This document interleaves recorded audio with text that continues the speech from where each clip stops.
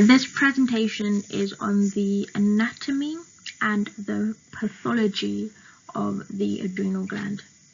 We'll be going over the location of the adrenal gland, two conditions of the adrenal gland, hyperaldosteronism and pheochromocytoma, and we'll be using etymology as a tool to help us.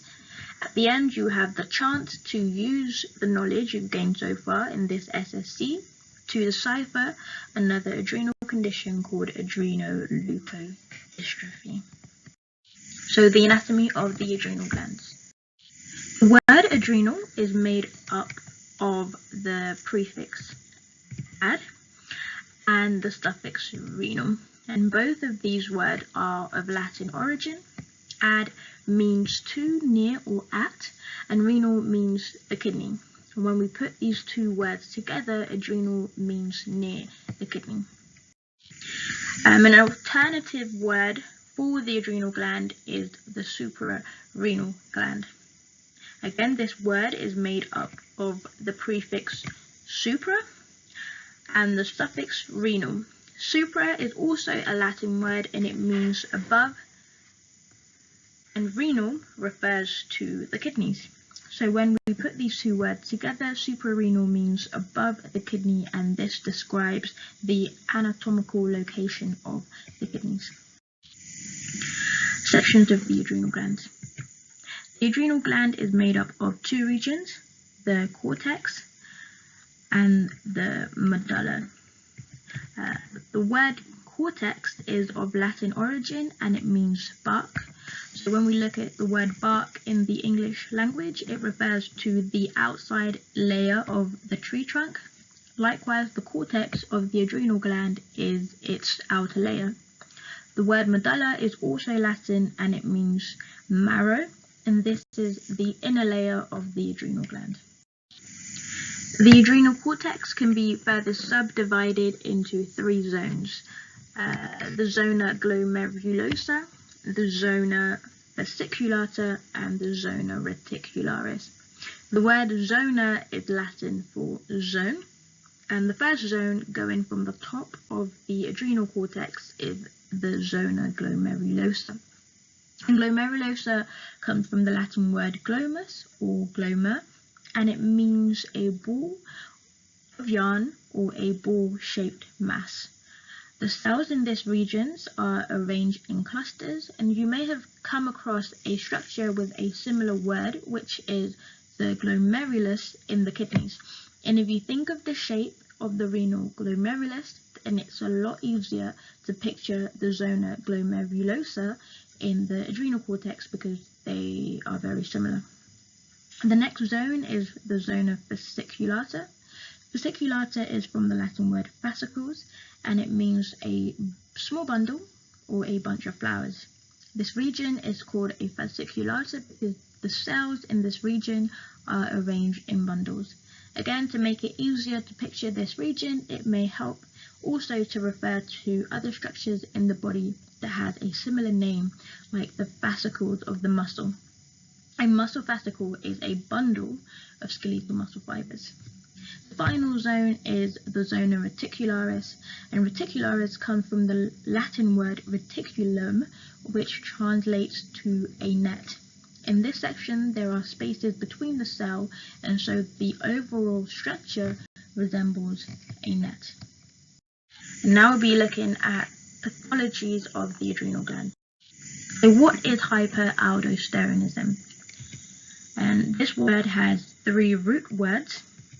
Hyper, and this is of Greek origin and it translates to over, above or beyond. Aldosterone, this is a mineralocorticoid hormone produced in the zona glomerulosa of the adrenal cortex. And ism, it's also of Greek origin and it's used in medicine to denote pathological conditions. And putting the meaning of the different root words together, we see that hyperaldosteronism refers to the overproduction of aldosterone by the adrenal glands. There are two types of hyperaldosteronism. There is primary hyperaldosteronism and secondary hyperaldosteronism. So there are many causes of primary hyperaldosteronism, but the two most common are aldosterone producing adenoma, which makes up roughly 35% of cases, and bilateral hyperplasia of the adrenal gland, which makes up approximately 65% of cases. The cause of secondary hyperaldosteronism is physiological. Under perfusion of the kidney leads to an increased production and secretion of renin, and renin activates the renin-angiotensin-aldosterone system, which causes the adrenal gland to produce aldosterone.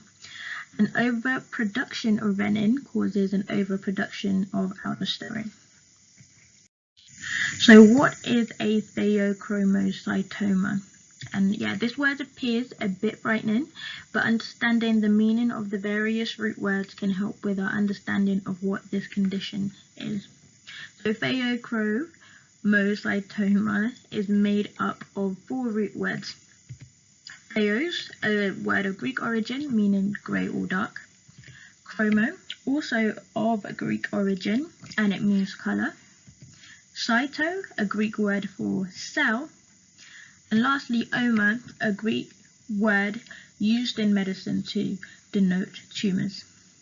And just by working out the meaning of the root words, we can see that pheochromocytoma refers to a tumour with a grey or dark colour. Pheochromocytoma is a malignant tumour of the chromatin cells found in the adrenal medulla. The word was first introduced by a German pathologist called Ludwig Pick, and it describes the colour of the tumours when they are stained with chromium salt. So the picture on the left shows a pheochromocytoma, and compare this to the picture on the right, which shows a normal adrenal medulla. And yeah, I hope we can agree that the picture on the left, the cells are a lot darker. Main causes of pheochromocytomas are neurofibromatosis type 1, multiple endocrine neoplasia type 1, 2A and 2B, and also von Hippel-Lindau syndrome. Your turn. Yay! Okay, using the knowledge acquired from this SSC, try and work out the meaning of this word. Adrenoleukodystrophy. I'll give you a hint. It has something to do with the adrenal glands.